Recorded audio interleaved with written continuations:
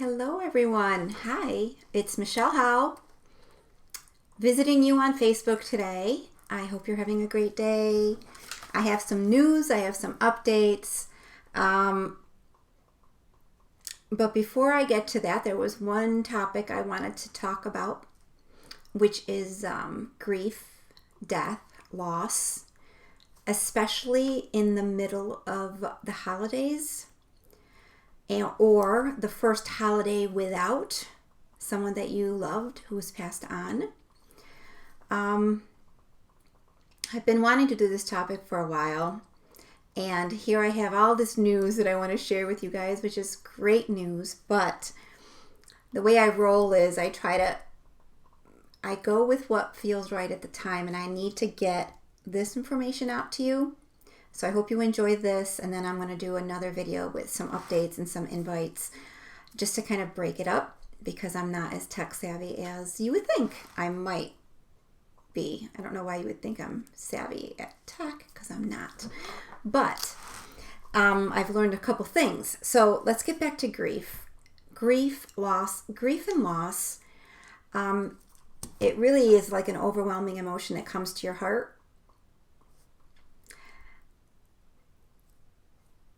From not having that person, or not having that dealing with something that has changed in your life. Okay, so let's just sort of step back in a way. Certainly there's grief, there's loss when we lose our jobs, all right, or we get redirected in a way that we're not happy. We grieve the things that are not there anymore, right?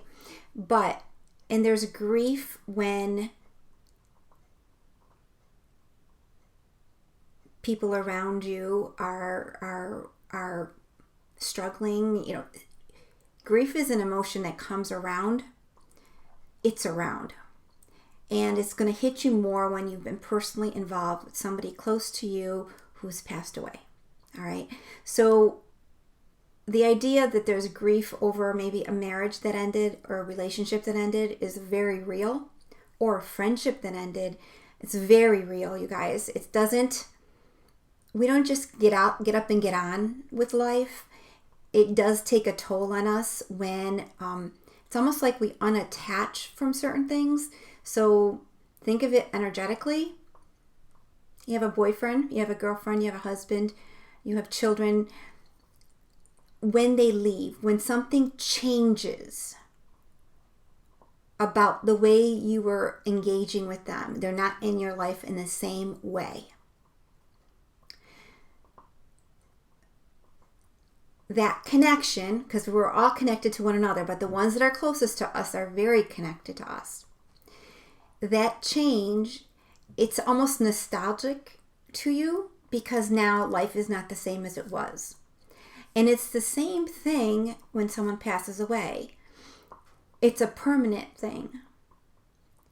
And you see the physical body is no longer there. You can't just get on the phone and call them. So from all these little changes along the way, whether it's a friendship that's lost, a girlfriend that breaks up with you, or vice versa, a child that goes to college, even maybe moving out of state and not seeing people the same way you were, your connection to them changes. So it's a time that you revisit. If it was important to you, you notice the change. You notice that's no longer there. And if it's something that you yourself have initiated, that you've wanted, the switch happens a little bit easier. You're ready to move on. But if it's something that happened that you didn't expect,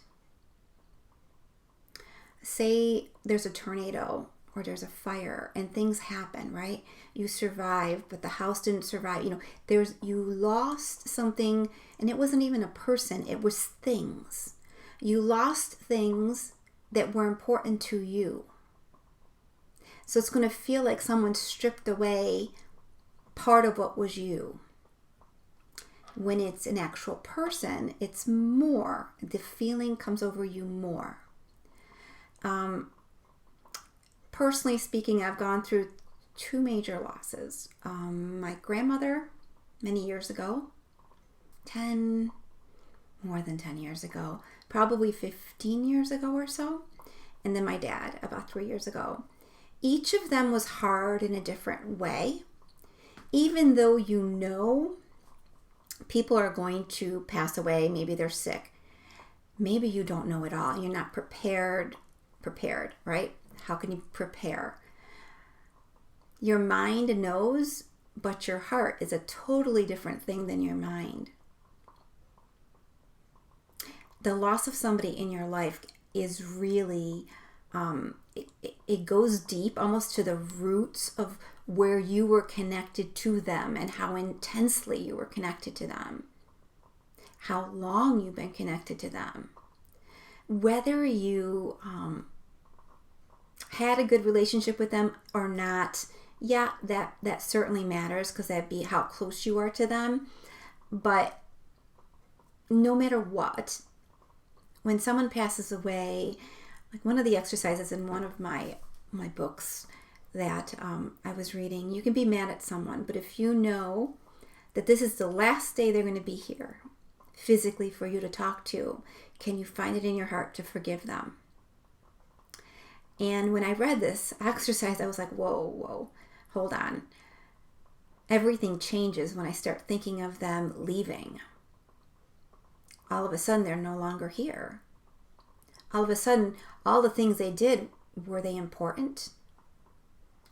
Was it that bad that you can't let go of that sadness and look at the person themselves? So almost like everything pales in comparison to someone passing away. All the anger, all the resentments, all the said and unsaid things, all the challenges, all the things that you think are important get totally redefined. When you're faced with anything that is very serious, life becomes a new norm for you. And that's okay. That's how it needs to go at that point in time. I hope someday when I pass away, my kids notice that I'm no longer here, right? So your priority changes. No longer is, this date I'm going on going to be the most important thing in the world. We're talking hardcore life and death, whether it's, an uncle, a grandmother, a parent, a child. You start to really look at the sanctity of life and be grateful for the good parts of the people that are in your life, because every single person in your life is not perfect. And you're not perfect, right? So how do you get through loss, death? The first holidays that come up after love and after you've experienced all this, not easily. A lot of people, and I've talked to them, they talk about just moving on. Like their head takes over and they just move on. They got things to do. They preoccupy themselves, all right? And they seem to think they're doing the right thing. They get back into workaholic mode. They get back to normal, right? It's a coping thing. In my opinion, I think honoring our feelings, honoring that loss, even if it means you're crying, you're remembering the good, like you dive into what that is that you're feeling and you let that be okay.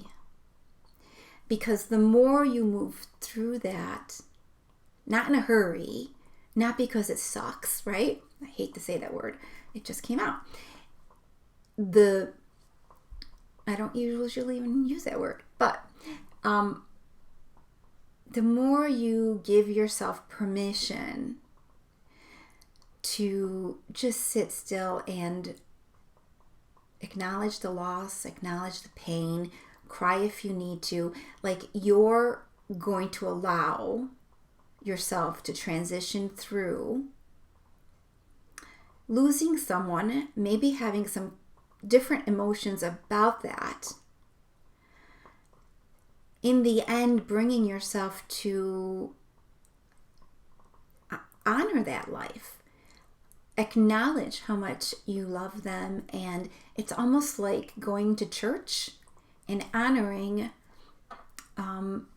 whatever church you go to, whatever beliefs you have, but honoring those moments, honoring your feelings, honoring who the other person was to you, thanking that relationship, seeing the purpose in that relationship. And the purpose could have been, really they didn't play a great role in your life, or you weren't really happy with them. But at the end of the day, when someone passes away, the scorecard's even.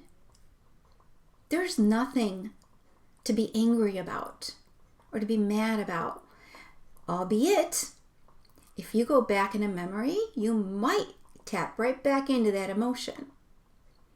Your job after someone passes away, ideally before they pass away, is to clear up anything that keeps you in an angry state, anything you buried. I talk about emotions like we bury our emotions.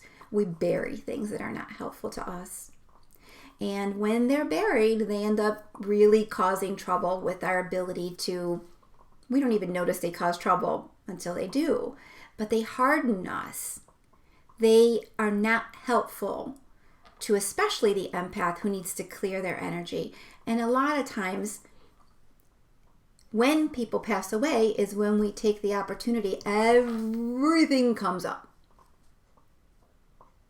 Some things will make us angry, some things sad, some things just unsaid, things we've left unsaid, things that frustrated us. Like, it's really about clearing the slate with that, with those thoughts, those beliefs, those experiences, making peace with it and moving forward. So the first Christmas, what are you going to do? If it were me and I was being true to myself and I was ready to, I wasn't going to make believe everything was perfect. I'm just going to stay more within me. When I'm in public with people, I don't put on a face like everything is fine, but I try to bring myself to a neutral spot. Neutral spot where I can sit in my heart and I can be good. And I can, I might revisit a memory and cry, but I am being true to myself. If I don't want to go someplace, I don't go.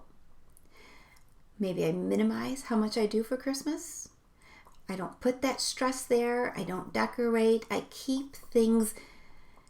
It's not that you don't want to celebrate, but it's that you cannot celebrate the same way you typically would do a holiday.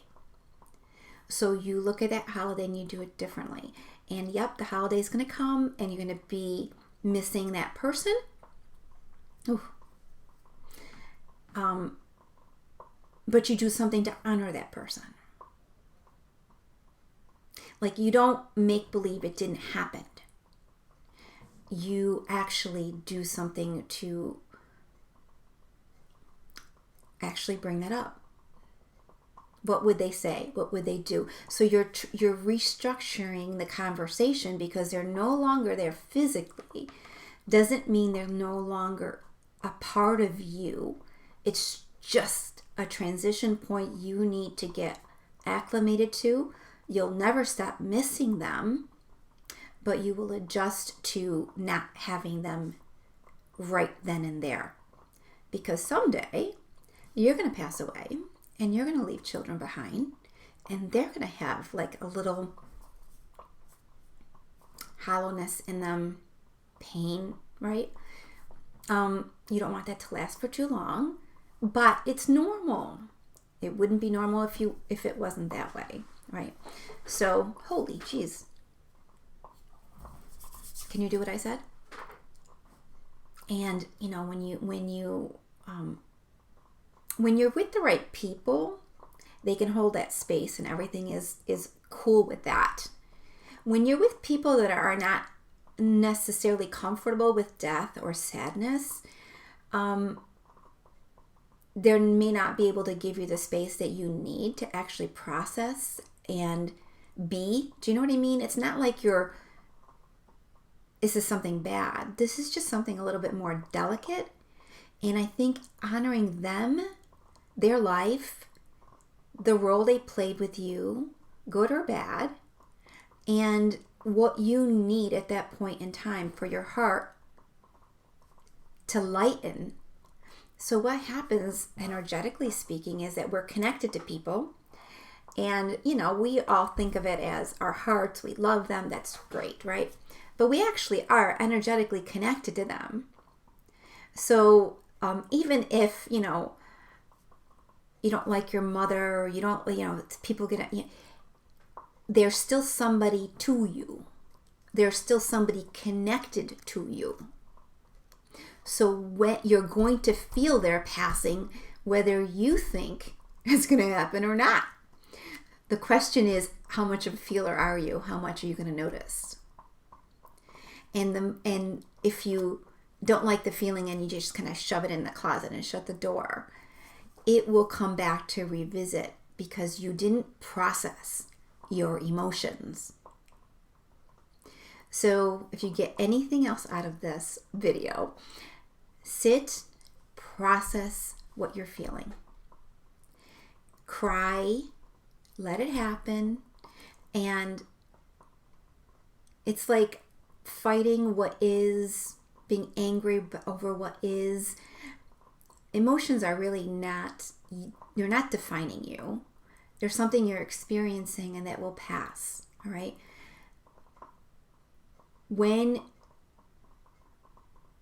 the connection changes, someone's no longer in that body to give you a hug, to talk to you, can no longer hear their voice the same way. They're no longer present here at this level, at this dimension. So those parts of you that were connected to them on a physical level are going to now feel like they're missing. There's something missing. It's not the same feeling in you. And, you can certainly think of it as, mentally I know they're gone and I'm going to miss them, right? But I'm telling you, energetically, something is happening. So that heart that feels heavy, and it's an overwhelm of emotion. Like it's like something is black and blue and it's in pain, and you've got to release that pain. I don't know if I explained it exactly right, but that's probably the simplest way. Just honor that feeling, whatever feelings they are. And if you give yourself permission to go through it without being afraid of it, you'll be perfectly fine. I mean, you're going to be fine no matter what. It's just, how do you move through that? Accepting it, a positive response to what you're seeing. Sometimes people like to get angry. I get it. It doesn't honor the person that passed away to be angry. Sometimes, remember, I don't know what culture does this, but there are some people that look at death as a rebirth. They celebrate that death. Of course, I can't really wrap my head around that because it was too painful when my dad died. I could not celebrate that, right? Because I would physically be missing him. And he physically isn't here the same way, although he's here. But if you look at it as he returned to where we all are when we're in a spiritual way, we're not, we're what? We're we're in a body for 60, 70, 80 years. If we're lucky, right? We live that long or longer. Where did we come from? Where do we go? We're going back to where we originally were. And then we'll come back again in a body at some other point. So everybody has this plan for what their life is. Who's in it? What am I learning? How am I dying? And actually, this past couple of years has been big time into people really stretching themselves into seeing what it means to experience loss. Like loss has been spotlighted. Loss as in death. Death of loved ones has been spotlighted. And no one's ever happy about that. What it does is it really puts you into more of a spiritual way. That might be intentional. Because spirituality sometimes, your spirit, our spirit, gets very distracted and becomes nothing to us until we recognize that we might lose it or it's not there anymore. It is something we need to embrace day to day.